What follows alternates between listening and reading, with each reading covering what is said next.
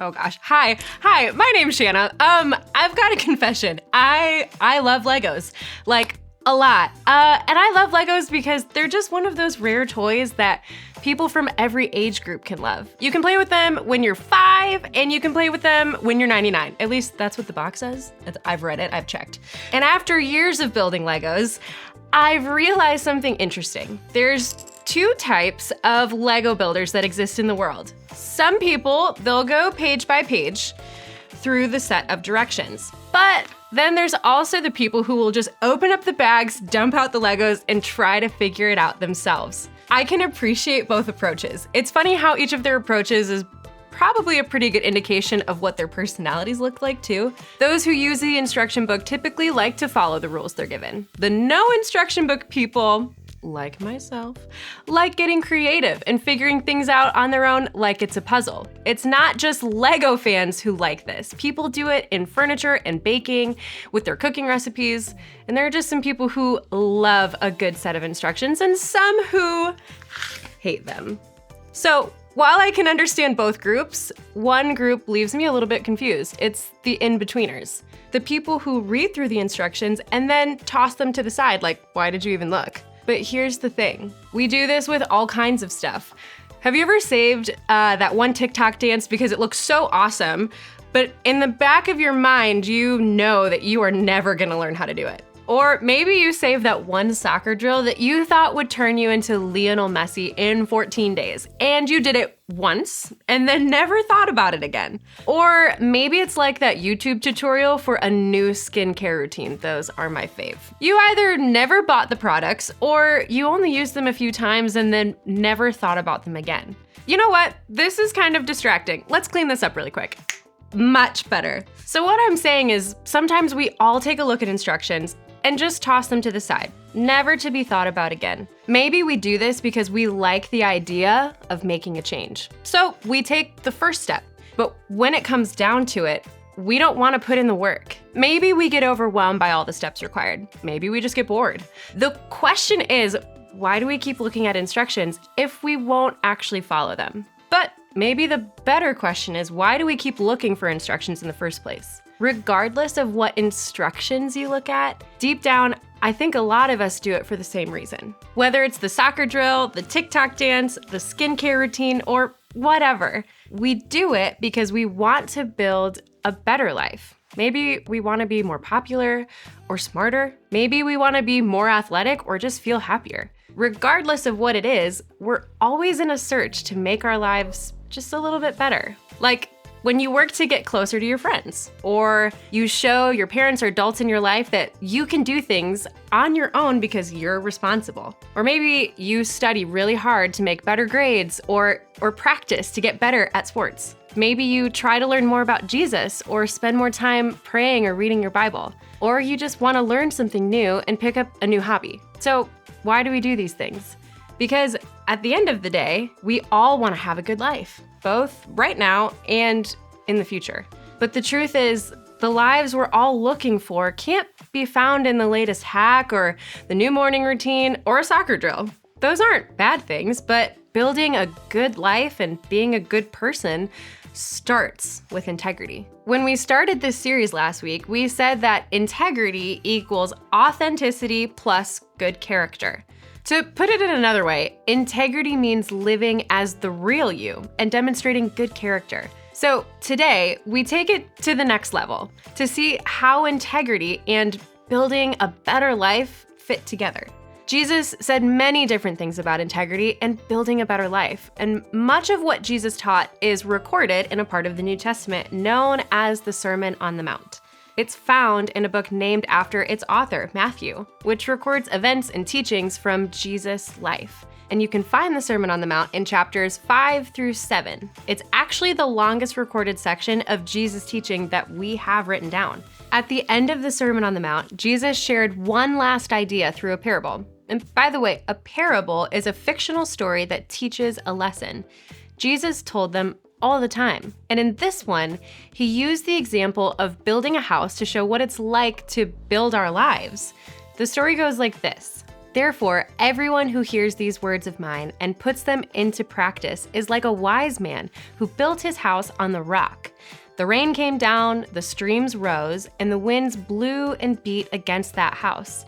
Yet it did not fall because it had its foundation on the rock. So you see, when you place a house on a rock, it remains steady and secure, even when storms hit. Through this story, Jesus explained that it's not just what you build your house with that matters, it's what you build it on. But Jesus didn't stop there. Let's read on. But everyone who hears these words of mine and does not put them into practice is like a foolish man who built his house on sand. The rain came down, the streams rose, and the winds blew and beat against that house, and it fell with a great crash. Jesus painted a totally different picture here. When we build a house on sand, it's super unstable. And forget it when a storm comes. The house totally tips and falls over. But I don't want you to miss this. What made all the difference was where the house was built and what type of foundation they each had. Now, Jesus wasn't teaching everyone where or how to build a house. The houses represent our lives. He explained that building your life on a firm foundation matters. And when we act with integrity, we're building our lives on something stable, something that can weather difficulties and life's ups and downs. If we try to build our life on something like feelings, or our own desires, or what benefits us in the moment, our lives will be shaky and unstable because life changes. Through Jesus' words and actions, he gave us instructions for how to build a life on a strong and stable foundation. That looks like acting with integrity and choosing to live the way Jesus taught us to live. Now, it's not enough to know information if we don't do anything with it. And that's why when it comes to our faith, it's important to not just learn Jesus' words, but to actually practice them. Remember how we talked about how integrity equals authenticity plus good character? One of the ways we demonstrate good character is by practicing what Jesus said to do and following his example, the greatest example of good character ever.